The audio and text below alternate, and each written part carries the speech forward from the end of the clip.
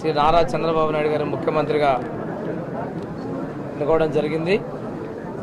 మా ప్రభుత్వం అంధకారంలో అభివృద్ధికి సంక్షేమానికి దూరంగా ఉన్న ఈ రాష్ట్రంలో తిరిగి గాడిలో పెట్టేదానికోసం ప్రయత్నం చేస్తున్నాం. వ్యవస్థల్ని నిర్వీర్యం చేశారు. ఈరోజు జరిగిన సమీక్షలో 2-3 విషయాలు చూస్తే మీకు అక్షర సత్యాలు అధికారుల ద్వారా వచ్చాయి. వెలిగొండ ప్రాజెక్టుని వెంటనే పూర్తి చేస్తామని చెప్పినటువంటి ఆ రోజు ముఖ్యమంత్రి, ఈ జిల్లాలో ఉన్నటువంటి మంత్రులు, ఆ ప్రాంతం నుంచి ప్రాతినిధ్యం వచ్చిన వ్యక్తులు రోజుకో డేటు మార్చుకుంటూ వాయిదాలు విడతల వారీకి వెళ్ళిపోయారు. ఆ విడతల వారీ ప్రభుత్వంలో ఎన్నికల ముందు ప్రకాశం జిల్లా ప్రజలు మభ్యపెట్టాలనే ఉద్దేశంతో హడావుడిగా పూర్తి చేసామని చెప్పి శిలాఫలకాలు వేసుకున్నారు. లక్షలాది రూపాయల ప్రజాధనాన్ని దుర్వినియోగం చేశారు. ఈరోజు అధికారులు చెప్పారు చాలా పనులు పెండింగ్లో ఉన్నాయి, ప్రాజెక్టు పూర్తి కావడానికి సమయం పడుతుంది, ఇంకా గ్రాంట్స్ కావాలి, నిర్వాసితులను ఖాళీ చేయించాలి, లైనింగ్ పూర్తి చేయించాలి.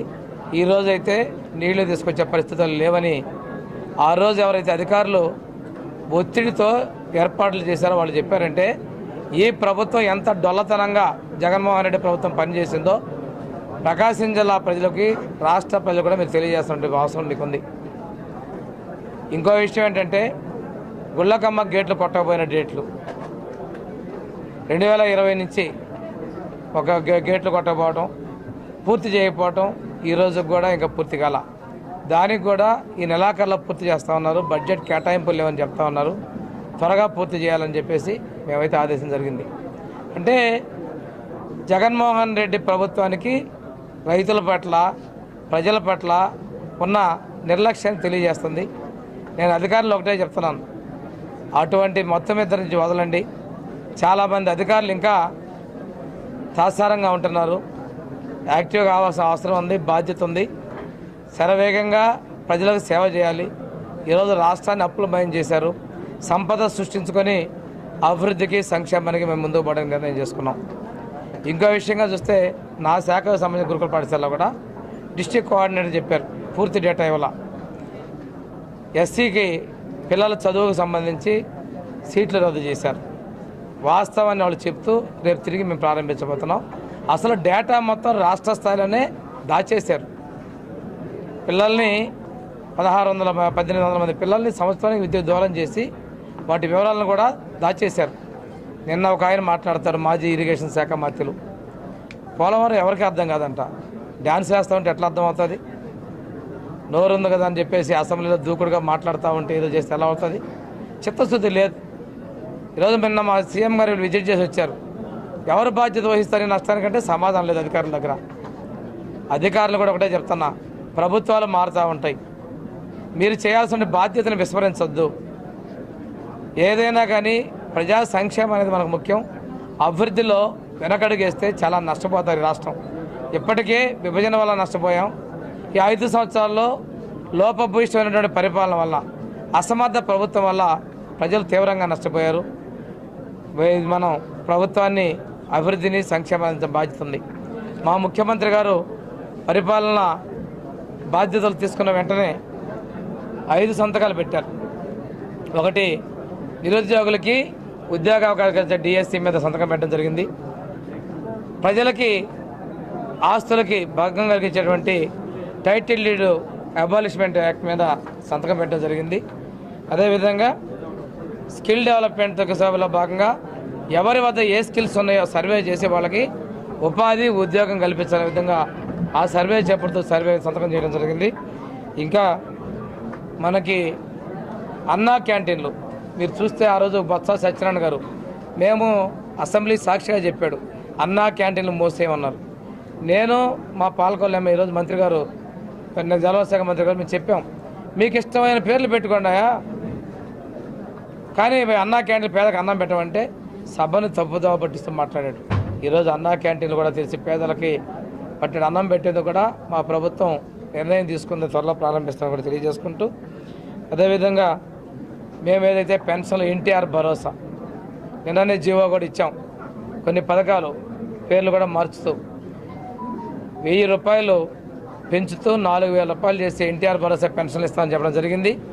అదేవిధంగా మేము ఎప్పుడైతే ప్రకటన చేసామో ఏప్రిల్ నెల ఆ రోజు నుంచి పెంచిస్తామంటే అపహాస్యం చేశారు.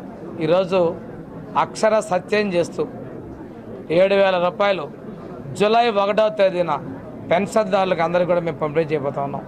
ఈరోజు మా ఎమ్మెల్యేలు నారాయణ రెడ్డి గారు అదేవిధంగా అశోక్ రెడ్డి గారు చెప్పినటువంటి కొన్ని అవకతవకలు ఉన్నాయి.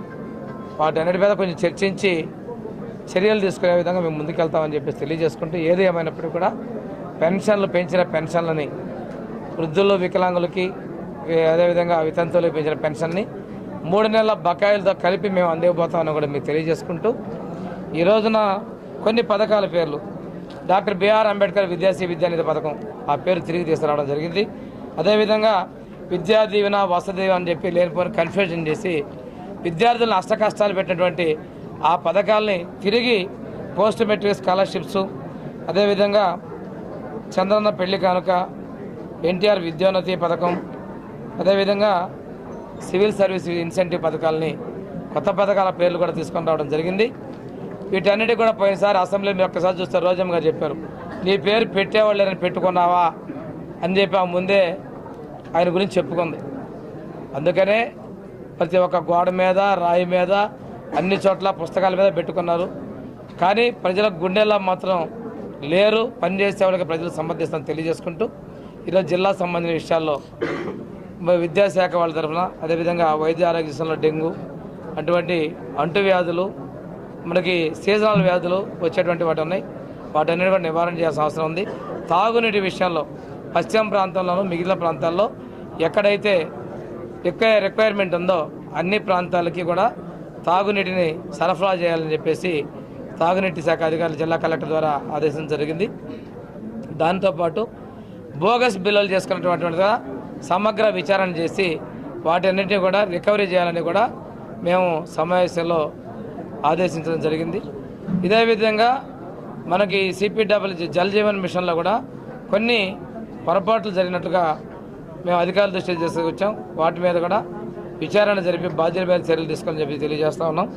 అంతేకాకుండా మనం మా శాఖకు సంబంధించిన కూడా సమగ్ర సమీక్షతో పాటు మిగిలిన శాఖలు కూడా త్వరలో తీసుకోబోతున్నాం తెలియజేసుకుంటూ ఈరోజు అధికారులని బాధ్యతగా పూర్తిగా రాష్ట్ర అభివృద్ధి కోసం సమన్వయంతో ముందుకు పోవాలి.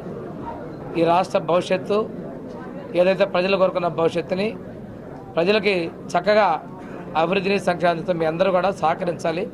మేము ఉద్యోగులతో స్నేహభావంతో చొరవతో పనిచేసుకొని ముందుకు పోవాలన్న విషయాన్ని కూడా ఉద్యోగులు గమనించాలని కోరుకుంటూ నేను సెలవు తీసుకున్నాను.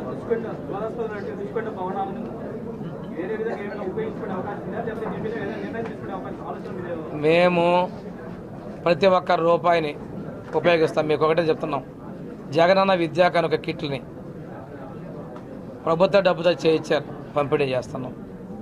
పేరు అనేది కాదు, అక్కడ మేము సైకిళ్ళు ఇచ్చాం, ఆ సైకిల్ని మూలపడేశారు. పేదలు పక్క పల్లెటూళ్ళ నుంచి వచ్చే ఆడపిల్లకి సైకిల్ మూలపడేశారు. అది పరిపాలన తేడా.